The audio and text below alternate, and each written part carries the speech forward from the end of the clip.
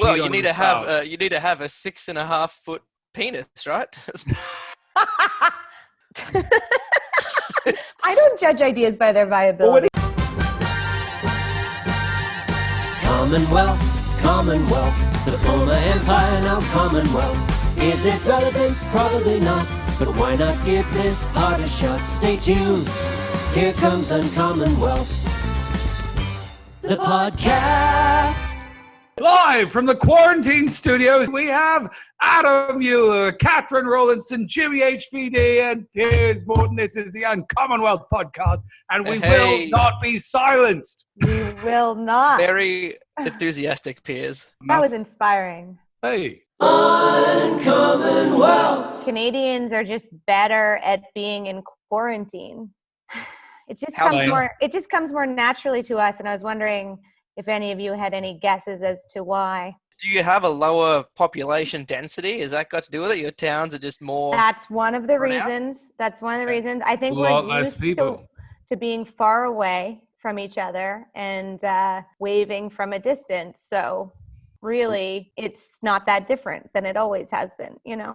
Well, and I think it's like Sweden or one of those Scandinavian countries where they're very against like standing close to each other in public. So, you know, if you see these photos of people waiting in line for a bus and they're on a regular day, they're spaced like 6 feet apart. So I imagine like this whole social distancing has not changed their approach at all. Well, I'll tell you what, I think the new definition of a close talker is anyone under 5.5 feet. He was all up in my face from the other side of the road. Okay, so you guys don't want to hear the rest of the reasons? Wait, there's more than just that. Oh, you had reasons. I thought you would. No, this is a segment that I wrote. It's okay. I thought I was starting off, so I did a natural segue, and you guys all just didn't know what was happening. It was too natural. It's got to be a really tough time to carry on an affair right now. You got to really want to cheat on you need to have a 6.5-foot penis, right? All right, but anyway, other reasons. Again, I'm sure this is very obvious, but Canadian men are actually better at growing facial hair. So, they're just like naturally more rugged. They don't even have to try. It's just like within a few hours, they just like have a full like beard, and that really has nothing to do with COVID, other than that they just look good. They look like they're in quarantine. What are you talking about? What does that have to do with being good? So they don't have to shave. That's interesting. Okay. These are the reasons we're better at quarantine. I just feel like if you're going to be in quarantine, you better have a big beard. The podcast. Or is it time for two truths and a lie? Here's Adam with two truths and a lie, and sometimes they're all lies. Let's do it. Always. All right, let's start off with two truths and a lie, and it's laws in Singapore. All right. So as always, let me do my best to get through all three before you jump in with thoughts. Two truths and a lie, laws in Singapore. Number one, it is illegal to connect to someone else's Wi-Fi network with a penalty of up to 3 years in jail or a fine of $10,000. Two, if you are seen walking around your house in the nude by another person, you are considered a public nuisance and can face jail time of up to 3 months and a fine of $2,000. Or three, any person who makes any noise by any instrument or other means in such a manner as to cause or be likely to cause annoyance or inconvenience shall be guilty of an offense and shall be liable on conviction to a fine not exceeding $1,000. Thousands of dollars. No, just $8,000. Adam, I feel like the third one was you trying to sound like a legal expert. I think the third one's the only one that's not real. I feel like you've just used all the like jargon and legal terms, not exceeding, but equal to. Hereunto. That's very well written. I agree. It's also true. Ah, damn it. The Wi-Fi one is fake? They're all true. Oh, for fuck's sake. I hate when you do this. It ruins it. Okay, why don't we go into the next one? We'll go into the next one. Two truths and a lie. Also laws in Singapore. but this time it's laws in Singapore that are about urine. So the first law in Singapore, if you are caught leaving an unflushed public toilet, you face a $150 fine. 2, it is illegal to urinate in an elevator. Many Singaporean elevators are actually equipped with urine detection devices, which upon detecting the scent of urine will set off an alarm and keep the doors closed until the police arrive. And 3, in Singapore, it is illegal to flush a private toilet more than 4 times a day unless you're having a party, in which case you can obtain a permit online. I think they're all true again. I don't think Singapore cares about the environment. I think the third one's fake. The third one. I just feel like Adam is a trickster now, and I don't know who I to know. trust. Why even try to guess? I mean, the urine one sounds made up, but also... Well, they're all kind of about toilets and urine. Oh, well, the elevator one I meant. The elevator urine detection, that's very advanced technology to be in every elevator. They have toilets in Wales that can set off an alarm and alert the police if there are people shagging in them. Oh, So I would prefer that it set off the alarm. It's taking a bit of a... I'd prefer it set the alarm off for people that don't wash their hands. Well, now that'll be a thing. Right. I've always maintained there's a Far Side comic that I read when I was like 4 years old, where there's a light, like an alarm light outside of a toilet at a restaurant, and there's a guy walking out, and it's flashing going off saying "didn't wash hands." And I've always wanted that to be a real thing, just to publicly shame people. All right. So which one's a lie? None of us want to guess because you keep tricking us, and it makes us feel dumb. I think they're all true. Okay. I think they're all lies. Then I think they're all lies. Yeah, All lies? they're all lies. No, the first 2 are true, and the third is a lie. Yeah. The private toilet. Wait, flushing that is was the my lie. original guess. Yeah, but then you didn't stick with it. You didn't have the commitment to it. I hate you. So can you have unlimited flushes in Singapore? As far as I know, unlimited flushes. There's no constraint on flushing. So every elevator has a urine detector. No, That's it's amazing. Many elevators. It did not. It's many Singapore. Oh, But not every one necessarily, but still pretty fancy. Little urine detector. Who's pissing in elevators that they need to do that, though? That's the crazy part. Should we do one more quick 2 truths and a lie, and then we'll move on? Let's do it. All right. I guess. This is we're changing from laws. So this time, 2 truths and a lie. Quotes from Gary Oldman as Commissioner Gordon in The Dark Knight Rises. Okay. Love it. 3 quotes. You tell me which is. I know this movie really well. Okay, 2 truths and a go. lie. Okay. Number 1, I never cared who you were. Number 2, and in that moment, I hope you have a friend like I did to plunge their hands into the filth so that you can keep yours clean.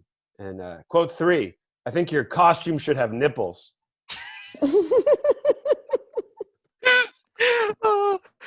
I feel like the listeners can't see how pleased Adam is with himself. All right, so which one's a lie?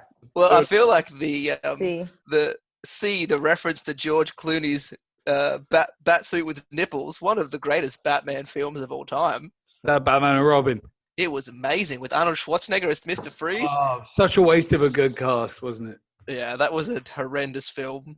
That's obviously a lie, Adam. Okay, so you're saying the third one. Anyone else? We're all saying the third one. Can you just answer? Yes, the first 2 were true, and the third was a lie. Adam, I love that you keep picking 2 truth and a lie quotes from films that are like wildly popular, that not only are they wildly popular, Piers and I happen to be experts on, and then getting surprised when we can quote all of them. Well, I'm going to find one that you don't know. That's the goal. But see, you guys were very excited when I said Gary Oldman is Commissioner Gordon. Oh, Gary Oldman's I saw the greatest excitement on your actors. I was so excited, and then I was so disappointed at the quotes. Okay. Well, maybe. Okay. Fair enough. I wanted to try to actually guess. What you said, Adam, is that there was such great potential there, and you just fucked it up. Yep. No, I'm sorry. I'm so sorry. Uncommonwealth. The FA, the English Football Association, was forced by, current circumstances to confirm that they are not using Wembley Stadium to cook the world's biggest lasagna. What? There was an internet rumor started by some guy in a WhatsApp thread that said they were going to use the National Stadium of England to make the world's largest lasagna and then use drones to airlift the lasagna to quarantine victims. 29-year-old Billy McLean decided to make a funny joke in his WhatsApp chat group if he made up a story about the Ministry of Defense building a massive Italian dish the size of a football stadium, heated by the underground heating and kept warm by the closed roof. But how would you distribute that to people in quarantine if it's a massive, like... Drones. Well, you'd have to cut it up into, like, portions and then drone it? Yep. By drones. That sounds like it would pass public health standards. 3 days later, the Football Association was forced to confirm that they had heard the clip but were unaware of plans to turn the English National Football Stadium into a humongous potluck dinner. That's awesome. That's amazing. Are there people that were like, after the WhatsApp chat, were like, did you see what Billy said? I can't believe they're going to do that. I can't believe that they're going to build this lasagna. How do you even do that? Were they going to use gluten-free pasta?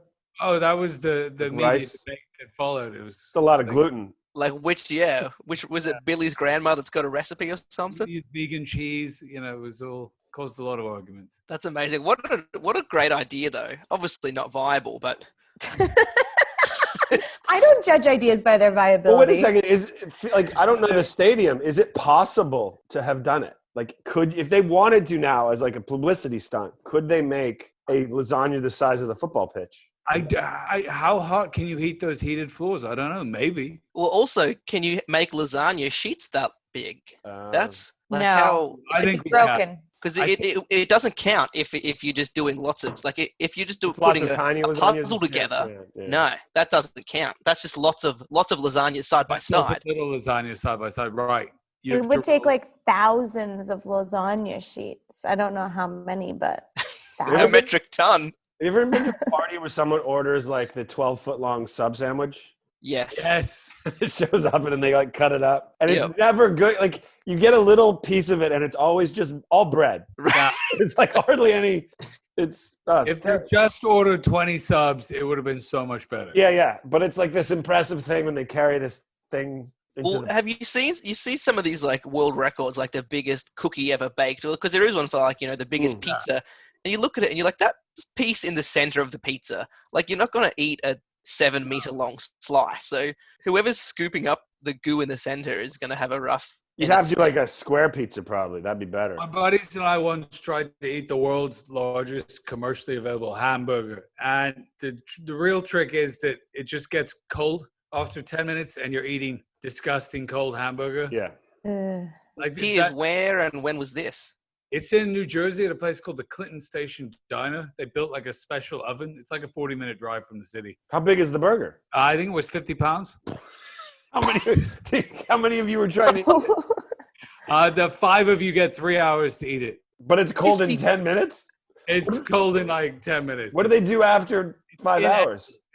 They shut you down? They shut you down. Send you home. I would more worry about like E. coli. Like, how do you cook it all the way through and make sure that it's like cooked? That was the risk 23-year-old Piers was willing to take.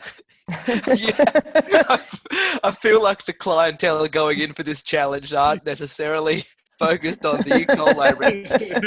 I think we were coming back from Six Flags at the time. It was simpler times.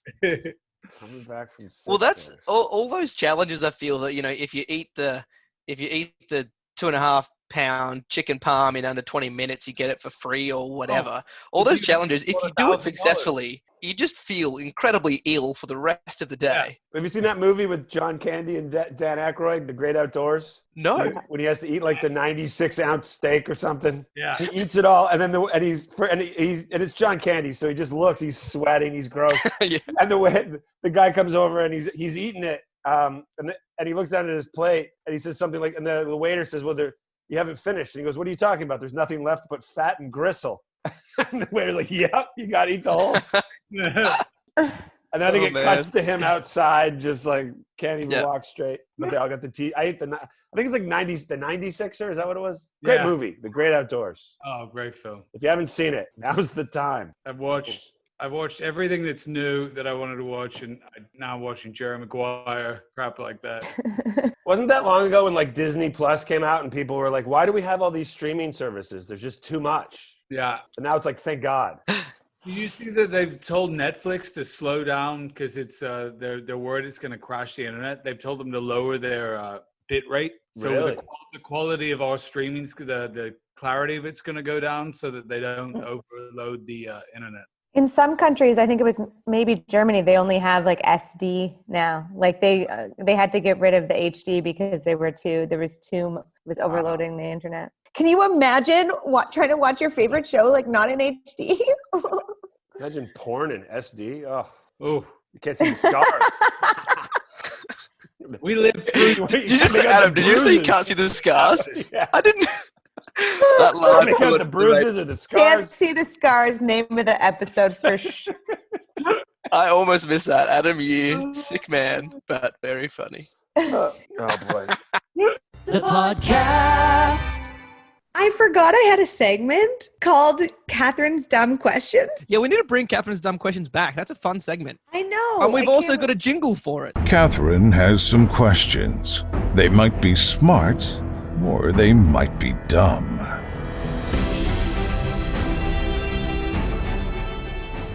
Until Adam sent that reminder, I'm like, oh my God, my dumb questions. I missed those so much. It's been a while. Where have they been? And everything can be framed in a dumb question. Anyway, I have a dumb question for you guys. Before deciding, oh, no, wait. I have a dumb question for you guys. Where does the term Commonwealth come from? Why is that a dumb question? It's a great question. You know what? I don't think there are any dumb questions. It's the name of the segment, Adam.